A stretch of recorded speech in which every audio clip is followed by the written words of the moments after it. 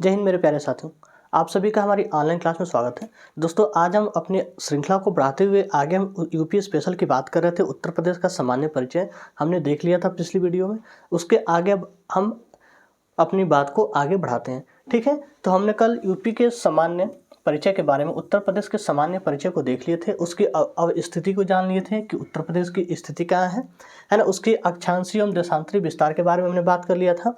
उसका अक्षांतरी विस्तार था, है ना, 31 अंश 28 मिनट से लेके 23 अंश 52 मिनट तक उत्तरी अक्षांश, और 77 अंश 51 मिनट से लेके 84 अंश 38 मिनट तक पूर्वी इसका विस्तार था। ठीक है, चलिए अब इसका अगर उत्तर प्रदेश के कुल क्षेत्रफल की बात करें तो 2,40,928 वर्ग किलोमीटर इसका पूरा क्षेत्रफल है। अगर बात करें कि कितने स्टेट, कितने राज्य इससे सीमा साझा करते हैं, तो 8 राज्य सीमा साझा करते हैं, एक केंद्र शासित प्रदेश से सीमा इससे साझा करता है, और एक अंतर्राष्ट्रीय सीमा लगती है यहाँ से यहाँ तक नेपाल की, है ना। नेपाल भी इससे अपना सीमा साझा करता है 576 किलोमीटर का। ठीक है, चलिए तो अब 8 राज्य सीमा साझा करते हैं, एक केंद्र शासित प्रदेश करता है, और नेपाल भी अंतर्राष्ट्रीय सीमा उत्तर प्रदेश से साझा करता है 576 किलोमीटर का। यदि हम बात करें कि भारत का क्षेत्रफल का कितना प्रतिशत विस्तार उत्तर प्रदेश का है, तो 7.33% विस्तार कुल भारत के क्षेत्रफल का उत्तर प्रदेश का है। हमने पिछली वीडियो में यह भी बात किया था कि सबसे पूर्वी उत्तर प्रदेश का जिला कौन है, पश्चिम में कौन सा जिला है, उत्तर में कौन सा है और दक्षिण में कौन सा है। हमने बात किया था कि पूर्व में सबसे बलिया है जो बिहार से सटा हुआ है, पश्चिम में हमने शामली, यहाँ पे एक शामली जिला है ना। उसके बात किया था, उत्तर में हमने यहाँ सहारनपुर की बात की थी। ठीक है, और दक्षिण में बात किया था सोनभद्र में। और यहाँ एक ललितपुर जिला है जो एमपी से तीनों ओर से गिरा हुआ है। यदि हम बात करते हैं कि उत्तर प्रदेश का सबसे वह कौन सा जिला है जो सबसे अधिक राज्यों से सीमा साझा करता है, तो वह है सोनभद्र है। ठीक है, यहाँ पे सबसे दक्षिणतम बिंदु है, दक्षिणतम जिला है कौन है, सोनभद्र। इतनी बातें हम अपनी पिछली वीडियो में देख लिए थे। चलिए अब आगे की बात चर्चा हम बढ़ाते हैं। देखिए आगे अब हम बात करेंगे उत्तर प्रदेश का नामकरण, है ना। उत्तर प्रदेश का नामकरण की बात करते हैं, इसकी स्थापना के बारे में बात करते हैं कि कब हुई थी, है। तो 1834 ईस्वी में सबसे पहले प्रेसिडेंसी थी, है ना। 1864 में 3 लोगों की, बंगाल प्रेसिडेंसी, मद्रास प्रेसिडेंसी और बम्बई प्रेसिडेंसी, है ना। देखिए उत्तर प्रदेश बंगाल प्रेसिडेंसी का भाग था। किसका भाग था? बंगाल प्रेसिडेंसी का भाग माना जाता है ना। और चौथी, पहली थी बंगाल प्रेसिडेंसी, दूसरी है मद्रास, तीसरी बम्बई और चौथी थी आगरा प्रेसिडेंसी। ठीक है, उत्तरी पश्चिमी प्रांत या ब्रिटिश प्रशासनिक क्षेत्र था, है ना। जो उत्तरी पश्चिमी प्रांत था अपना, वह यह क्या था? ब्रिटिश प्रशासनिक क्षेत्र था। ठीक है, अब चलिए यह कब तक रहा? 1877 तक। ठीक है, देखिए 1834 ईस्वी में प्रेसिडेंसी, बंगाल प्रेसिडेंसी का यह भाग माना जाता था। फिर था उत्तरी पश्चिमी जो प्रांत है, यह ब्रिटिश प्रशासनिक क्षेत्र था। ठीक है, चलिए आगे देखते हैं कि 1877 ईस्वी में उत्तर पश्चिम आगरा एवं अवध का प्रांत था, है ना। 1877 में क्या था? उत्तर पश्चिम आगरा एवं अवध का प्रांत था। फिर 1902 ईस्वी में संयुक्त प्रांत आगरा एवं अवध हुआ, है ना। 1902 में क्या हुआ? संयुक्त प्रांत आगरा एवं अवध हुआ। और फिर 1937 में संयुक्त प्रांत बना। ठीक है, उत्तर प्रदेश के हम इसके नामकरण की बात करें कि कैसे कैसे इसका नामकरण चेंज होता गया, है ना। 1902 में था संयुक्त प्रांत एवं आगरा एवं अवध था, है ना। 1877 में उत्तरी पश्चिम आगरा एवं अवध का प्रांत था। फिर 1937 में संयुक्त प्रांत बना। तब जाके अब 1937 में इसका नाम बदला गया। 24 जनवरी 1950 को उत्तर प्रदेश रखा गया, है ना। कब रखा गया? 24 जनवरी 1950 को। तो हम उत्तर प्रदेश की स्थापना कब मानते हैं? यूपी की स्थापना हुई 24 जनवरी 1950 ईस्वी को। और उत्तर प्रदेश अपना स्थापना दिवस कब मनाता है? तो 24 जनवरी को उत्तर प्रदेश अपना स्थापना दिवस मनाता है। और 24 जनवरी 1950 को इसकी स्थापना दिवस मनाने की घोषणा कौन किया था? तो वर्तमान जो उत्तर प्रदेश के मुख्यमंत्री हैं योगी आदित्यनाथ द्वारा 2017 में इसकी घोषणा की गई थी, और 2018 से इसकी स्थापना दिवस मनाया जाने लगा। ठीक है, तो चलिए एक बार इसको फिर से देख लेते हैं, चीज़ें आपको आसानी से समझ में आ जाएंगी, है ना। उत्तर प्रदेश का नामकरण कैसे कैसे तरीके से हुआ? तो सबसे पहले 1834 ईस्वी में कौन सी प्रेसिडेंसी थी? बंगाल प्रेसिडेंसी का यह भाग माना जाता है। ठीक है, बंगाल प्रेसिडेंसी का भाग माना जाता है। फिर 1877 में उत्तरी पश्चिमी आगरा एवं अवध का प्रांत बना। फिर उसके बाद 1902 में संयुक्त प्रांत आगरा एवं अवध का बना। फिर उसके बाद 1937 में संयुक्त प्रांत बना। ठीक है, यूनाइटेड प्रोविंसी बना, संयुक्त प्रांत बना कब बना? 1937 में। फिर उसका नाम बदला गया और इसका नाम रखा गया 24 जनवरी 1950 को उत्तर प्रदेश, है ना। उत्तर प्रदेश, अगर आपसे प्रश्न पूछे कि उत्तर प्रदेश की स्थापना दिवस कब मनाया जाता है तो 24 जनवरी 1950 को मनाया जाता है। और इसकी शुरुआत कब हुई थी, इसकी स्थापना दिवस मनाए जाने की, और कब से शुरुआत हुई थी, कब मनाया जाने लगा और किसने इसकी शुरुआत की थी? तो सीएम जो उत्तर प्रदेश के मुख्यमंत्री योगी आदित्यनाथ के द्वारा 2017 में इसकी घोषणा की गई थी और 2018 में उत्तर प्रदेश की स्थापना 24 जनवरी को मनाई जाती है। ठीक है, चलिए देखिए,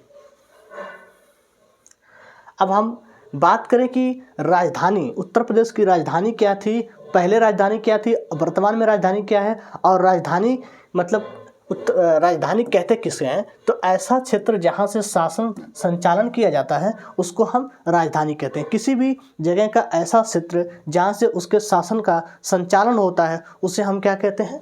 उसे कहते हैं राजधानी, है ना। तो उत्तर प्रदेश की राजधानी वर्तमान क्या है आप जानते ही होंगे। तो चलिए इसके पीछे की बात हम करते हैं कि पहले उत्तर प्रदेश की राजधानी कहाँ थी, है ना। चलिए, अगर अब 1834 ईस्वी की बात करें, 1834 ईस्वी की हम बात करें, ठीक है, 1834 ईस्वी की, तो यूपी की राजधानी उस समय कौन थी? इलाहाबाद थी। 1834 ईस्वी में उत्तर प्रदेश की राजधानी थी इलाहाबाद। फिर 1836 ईस्वी में, है ना, 1836 ईस्वी में यूपी की राजधानी बनती है क्या? आगरा, है ना। 1836 में उत्तर प्रदेश की राजधानी बनती है आगरा। फिर 1858 ईस्वी में उत्तर प्रदेश की राजधानी आगरा से कहाँ आती है? प्रयागराज, है ना। सबसे पहले इलाहाबाद से आगरा बनी, फिर आगरा से क्या बनी?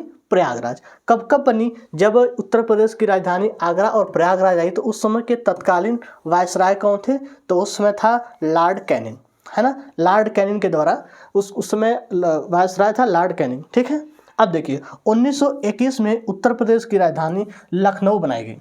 कब बनाई गई? 1921 में, लेकिन आंशिक रूप से, है ना।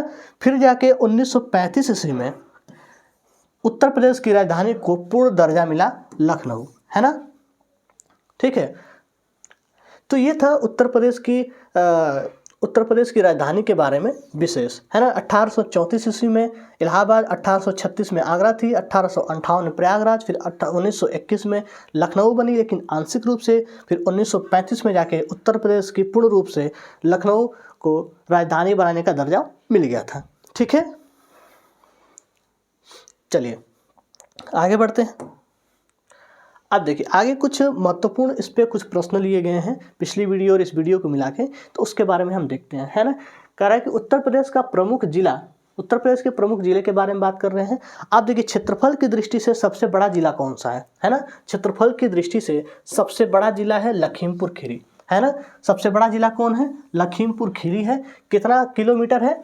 तो 7680 किलोमीटर का पूरा विस्तार है ना। 7680 किलोमीटर का इसका वर्ग किलोमीटर का इसका विस्तार है। सबसे बड़ा जिला है लखीमपुर। यदि हम दूसरा सबसे बड़े जिले की बात, सबसे पहला लखीमपुर है 7680 किलोमीटर स्क्वायर है। अगर हम दूसरा सोनभद्र है 6778 किलोमीटर, और तीसरा सबसे बड़ा जिला है हरदोई, वह है 5947 किलोमीटर, और चौथा है सीतापुर 5743 किलोमीटर, और पाँचवा नंबर पे आता है प्रयागराज 5448 किलोमीटर वर्ग किलोमीटर का विस्तार है ना। तो यदि आपसे पूछा जाए कि उत्तर प्रदेश का सबसे, है ना, उत्तर प्रदेश का क्षेत्रफल की दृष्टि से सबसे बड़ा जिला कौन सा है? तो लखीमपुर है। और दूसरा सबसे बड़ा जिला कौन है? तो वह है सोनभद्र है। यदि आपसे पूछा जाए कि सर्वाधिक जनसंख्या घनत्व वाला जिला कौन सा है? तो वह है प्रयागराज, है ना। सर्वाधिक जनसंख्या घनत्व वाला जिला कौन सा है? तो वह है प्रयागराज है।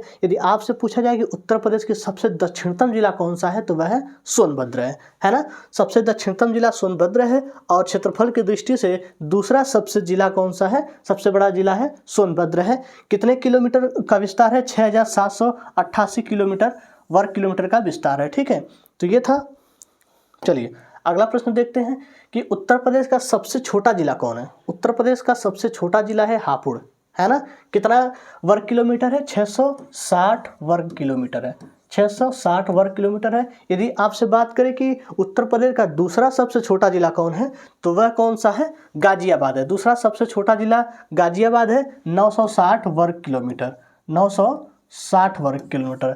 अगर तीसरा सबसे छोटा उत्तर प्रदेश के जिला की बात किया जाए तो वह है भदोही, 1015 वर्ग किलोमीटर। और चौथा सबसे छोटा है शामली, 1043 वर्ग किलोमीटर। तो आप इतना नहीं पूछेगा कि चौथा सबसे छोटा कौन है, आपसे दो पूछ सकता है कि सबसे छोटा कौन है और दूसरा सबसे छोटा कौन है। तो सबसे छोटा की बात करें तो 660 किलोमीटर वर्ग किलोमीटर है हापुड़, और दूसरा बात करें तो गाजियाबाद है 910 वर्ग किलोमीटर। ठीक है, चलिए अगला देखते हैं।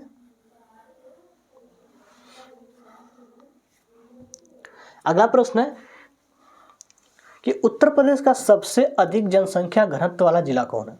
उत्तर प्रदेश का सबसे अधिक जनसंख्या घनत्व वाला जिला कौन सा है, तो वह है प्रयागराज, है ना।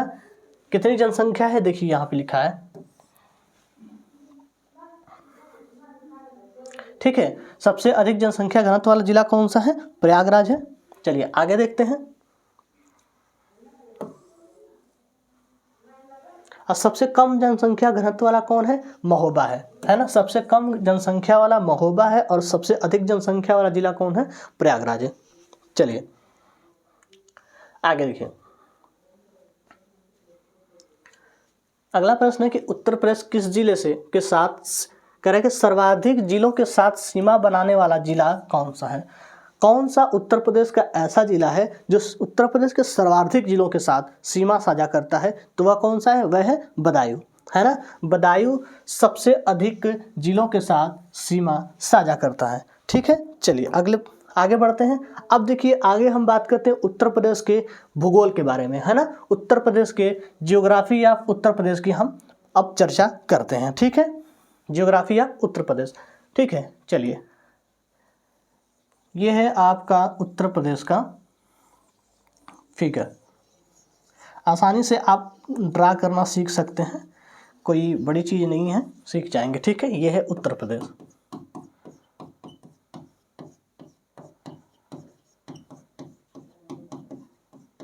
ठीक है, चलिए अब आप तो इतना ही जान चुके हैं इसके बारे में कि पूर्वी जिला कौन सा है, सबसे ज़्यादा घनत्व वाला जिला कौन सा है, सबसे ज़्यादा कौन सा जिला है जो सर्वाधिक जिलों के साथ सीमा साझा करता है, सबसे दक्षिणतम जिला कौन सा है, सबसे उत्तरी जिला कौन सा है, पूर्वी जिला कौन सा है। सारी चीज़ों के बारे में आप जान चुके हैं। अब चलिए उत्तर प्रदेश के भूगोल के बारे में हम बात करते हैं। ठीक है, जियोग्राफी ऑफ उत्तर प्रदेश। चलिए अब देखिए उत्तर प्रदेश की भूभौतिक स्थिति के बारे में हम बात करेंगे। उत्तर प्रदेश की भूभौतिक विभाजन कैसे है। ठीक है, चलिए उत्तर प्रदेश के भूभौतिक विभाजन के बारे में हम बात करते हैं। यदि हम बात करें वर्ड में तो एक हम पर्वतीय भाग बांट सकते हैं, एक आप रेगिस्तानी भाग बांट सकते हैं, है ना, डेजर्ट वाला भाग बांट सकते हैं, और एक है पठारी भाग, है ना। और भारत को भी हम ऐसे ही बांटेंगे, पर्वतीय भाग में और मैदानी भाग में और पठारी भाग में, है ना। चलिए आइए एक सुंदर सा फिगर ड्रा करते हैं।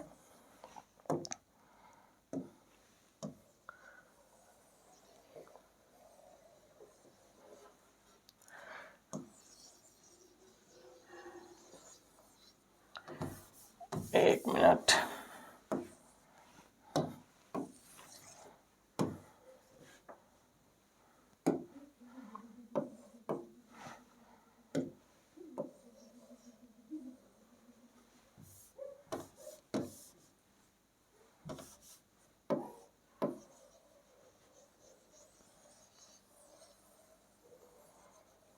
चलिए फिगर तो नहीं ड्रा हो पाया।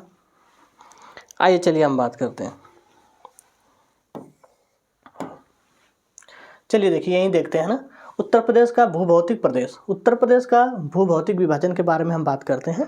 ठीक है, तो इसको हम 3 भागों में बांट सकते हैं। एक तो सबसे ऊपर वाला जो क्षेत्र है है ना, वह है पर्वतीय भाग। ये वाला जो भाग आता है पर्वतीय भाग में आता है, और जो बीच वाला क्षेत्र है वह है मैदानी भाग, और जो सबसे नीचे वाला क्षेत्र आता है वे किस में आता है, पठारी भाग के अंतर्गत आता है। तो हम इसको, भारत को हम 3 भूभागों में बांट सकते हैं। एक तो पर्वतीय भाग हो गया, बीच वाला जो क्षेत्र आता है वह मैदानी भाग हो गया, और जो नीचे का क्षेत्र है वह है पठारी भाग के अंतर्गत आता है। तो यदि हम, जब ये जो बीच में आ रहा है आपका मैदानी भाग है ना, प्लेन वाला भाग है, तो इसी के अंतर्गत यहाँ पे हमारा उत्तर प्रदेश है ना, उत्तर प्रदेश भी हमारा यहाँ अवस्थित है। ठीक है, तो कितने खंडों में बांटेंगे, एक पर्वतीय भाग के अंतर्गत, मैदानी भाग और पठारी भाग के देखेंगे। ठीक है, चलिए आप देखिए, उत्तर प्रदेश के कुल 3 भूभौतिक प्रदेशों में हम बांटेंगे। उत्तर प्रदेश को कितनों भागों में बांटेंगे, 3 भौतिक प्रदेशों में बांटेंगे। ठीक है, चलिए ये है हमारा उत्तर प्रदेश का फिगर है।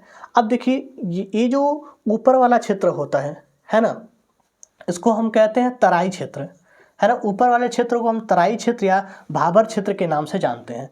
ठीक है, और यहाँ से जो ये ऊपर वाला जो क्षेत्र होता है यह शिवालिक हिमालय का क्षेत्र है, और जो बीच वाला ये क्षेत्र है ना, आगे ये जो नीचे वाला क्षेत्र दिख रहा है दक्षिण का पठारी भाग है। ये जो नीचे वाला क्षेत्र दिख रहा है दक्षिण का पठारी भाग है, और बीच में यह है गंगा यमुना का क्षेत्र है। बीच में जो ये आपको दिख रहा है यह है गंगा यमुना का क्षेत्र है, और नीचे जो ये आपको एरिया दिख रही है यह है दक्षिण का पठारी भाग, और ऊपर वाला जो है शिवालिक हिमालय भाबर क्षेत्र या तराई क्षेत्र के अंतर्गत आता है। ठीक है, गंगा और यमुना के मैदानी भाग को हम 3 भागों में बांटते हैं, ऊपरी गंगा का मैदान, मध्य गंगा का मैदान और निचले गंगा का मैदान। इस क्षेत्र को हम बांटेंगे ऊपरी गंगा का मैदान, मध्य गंगा का मैदान और निचली गंगा के मैदान के नाम से जानते हैं। ठीक है, तो उत्तर प्रदेश को हम 3 भूभौतिक प्रदेशों में बांटेंगे। कौन कौन, अब देखिए ध्यान से देखिएगा, चीज़ें यहाँ से आपको कठिन लगेंगी, जल्दी समझने का प्रयास करिएगा। 3 क्षेत्रों में हमने बांटा। ठीक है, ये देखिए ऊपर जो है ये है दक्षिण का पठारी भाग, है ना। पहला तो है भाबर एवं तराई क्षेत्र हो गया ऊपर वाला कौन सा है, भाबर एवं तराई क्षेत्र हो गया ये वाला, और बीच वाला कौन सा है, गंगा यमुना का मैदान। ये जो आपको एरिया दिख रही है, ये जो आपको एरिया दिख रही है यह क्या है, गंगा यमुना का मैदानी क्षेत्र है। ठीक है, गंगा यमुना का मैदानी क्षेत्र है, और जो आप नीचे वाला जो पॉइंट आप देख रहे हैं ये वाला भाग, ये क्या है, यह है दक्षिण का पठारी भाग है। ठीक है, दक्षिण का पठारी भाग है। ऊपर का ये क्षेत्र जो आपको दिख रहा है यह शिवालिक हिमालय है, और नीचे वाला ये जो क्षेत्र दिख रहा है वह विंध्याचल पर्वत है। ठीक है, और आपको ये एक जिला दिख रहा होगा उत्तर प्रदेश का, यह है ललितपुर है, जिसको हमने बताया था कि यह एमपी से तीनों ओर से घिरा हुआ है। ठीक है, चलिए तो गंगा यमुना के हम मैदानी क्षेत्र को 3 भागों में बांटेंगे। कौन कौन, ऊपरी गंगा का मैदान है ना, मध्य गंगा का मैदान और निचले गंगा के मैदान के भाग में इसको हम बांटेंगे। चलिए आगे बढ़ते हैं। आगे अब हम बात करते हैं। ठीक है, चलिए अब हम भाबर और तराई क्षेत्र के बारे में चीज़ों को समझते हैं कि भाबर एवं तराई क्षेत्र होता क्या है। ठीक है, ये देखिए हमारे भारत का फिगर है। ठीक है, ऊपर जो आता है यहाँ से यह है ट्रांस हिमालय, इसके बीच में आता है मध्य हिमालय, महान हिमालय जिसको हम कहते हैं, और उसके नीचे वाला जो भाग है वह है शिवालिक हिमालय का भाग है। ठीक है, और नीचे वाली जो है वह पर्वत श्रेणी है। यहाँ हमारा उत्तर प्रदेश है। ठीक है, आप उत्तर प्रदेश की अवस्थिति को देखिए, यहाँ पे उत्तर प्रदेश स्थित है। इसके ऊपर जो भाग लगता है वह शिवालिक हिमालय का है, और नीचे जो भाग है वह विंध्याचल पर्वत का है। अगर हम सबसे ऊपर की बात करें तो है ट्रांस हिमालय, बीच में महान हिमालय है, फिर उसके शिवालिक श्रेणियाँ लगती हैं। ठीक है, अब देखिए यदि हम बात करें कि भाबर क्षेत्र क्या होता है ना, समतल भाग क्या होता है, तराई क्षेत्र क्या होता है, तब देखिए अगर हम पर्वतों से बात करें कि यहाँ देखिए अगर हमारे ये हिमालय पर्वत है, ठीक है, यहाँ से पानियों का जो प्रवाह होता है ना, तो जो कंकड़ पत्थर होते हैं वे इधर ही रुक जाते हैं, धीरे धीरे पानी का प्रवाह आगे बढ़ता है, और आगे जाके जो मिट्टी मुलायम होती है जो जमती है उसको हम खादर क्षेत्र कहते हैं, और बीच में जो ये जो चीज़ें कंकड़ पत्थर बीच में रुकते हैं इसको हम कहते हैं भाबर क्षेत्र। ठीक है, और बीच में जो प्लेन बनता है इसको हम समतल कहते हैं। ठीक है, चलिए तो ये जो नीचे वाला क्षेत्र है इसको हम खादर क्षेत्र कहते हैं, और उसके जो नीचे वाला क्षेत्र होता है उसको हम कहते हैं बांगर क्षेत्र। ठीक है, तो ये था भाबर, समतल और बांगर के बारे में ठीक है, खादर क्षेत्र के बारे में, बागर क्षेत्र के बारे में और भावर क्षेत्र के बारे में। ठीक है, ये चीज़ें समझ में आएगी। जब पहाड़ों से नदियाँ निकलती हैं, है ना, तो अपने साथ छोटे छोटे बड़े बड़े कंकड़ पत्थर लेके चलती हैं। ठीक है, तो जो कंकड़ पत्थरों का यहाँ जो जमाव आपको दिख रहा है, इसको हम भावर क्षेत्र कहेंगे। ठीक है, आगे चलकर कुछ बड़े कंकड़ रुक जाते हैं जो और भी छोटे होते हैं, तो आगे पानी के धारा के साथ बहते चलते हैं, तो उनको हम कहते हैं समतल। और जो आगे उससे भी आगे निकलते हैं, है ना, प्रवाह होता है, उसको हम क्या कहते हैं, खादर क्षेत्र। ठीक है, चलिए, ये जो होता है वो नमी दलदल वाला क्षेत्र होता है। ठीक है, चलिए आगे देखते हैं, अगला पॉइंट देखते हैं। अब देखिए, खादर और जलोढ़ बांगर के बारे में समझते हैं। ठीक है, अब देखिए ये नदी है। ठीक है, ये नदी है, इसके ऊपर वाले भाग को हम क्या कहेंगे, खादर कहेंगे, है ना। ऊपर का जो ये भाग दिख रहा है आपको, ये खादर होता है। ठीक है, अब खादर क्या होता है, नवीन जलोढ़ मिट्टी, है ना। ये क्या होता है, जो खादर मिट्टियाँ होती हैं अधिक उपजाऊ होती हैं, नवीन जलोढ़ मिट्टियों को हम कहते हैं खादर मिट्टी। ठीक है, ये क्या होती हैं, अत्यधिक उपजाऊ होती हैं। और नीचे वाला जो ये नदी है, नदी के जो नीचे वाला क्षेत्र है, ये जो आपको नीचे वाला क्षेत्र दिख रहा है, नीचे वाली मिट्टी दिख रही है, इसको हम कहते हैं बांगर, है ना। इसको हम क्या नाम देते हैं, बांगर देते हैं। ये पुरानी जलोढ़ मिट्टियाँ होती हैं, है ना। अगर जब नदी के धारा का प्रवाह जो आता है, उसके साथ जो मिट्टियाँ, जो चीज़ें बहती हैं, जो ऊपर जो जमाव होता है, जो नवीन मिट्टियों का, जलोढ़ मिट्टियों का निर्माण होता है, उसको हम किस नाम से जानते हैं, तो उसको हम खादर के नाम से जानते हैं। और ये मिट्टियाँ अधिक उपजाऊ होती हैं। और जो उसके नीचे जो पुरानी जलोढ़ मिट्टियाँ होती हैं, उसको हम क्या कहते हैं, बांगर वाला क्षेत्र कहते हैं। ये क्या होता है, कम उपजाऊ होता है। ठीक है, चलिए, तो ये था हमारा आज का टॉपिक। अब आगे हम मिलेंगे अगले कक्षा में। ठीक है, तो ये था हमारा उत्तर प्रदेश की अवस्थिति, उसका सामान्य परिचय और इसका भौगोलिक विस्तार। ठीक है, तो चलिए आज के लिए इतना ही रहने देते हैं, मिलेंगे अगले वीडियो में। यदि वीडियो अच्छी लगती है तो दोस्तों में शेयर करें, लाइक करें और कमेंट बॉक्स में अपनी राय जरूर दें। धन्यवाद, मिलते हैं अगले क्लास में।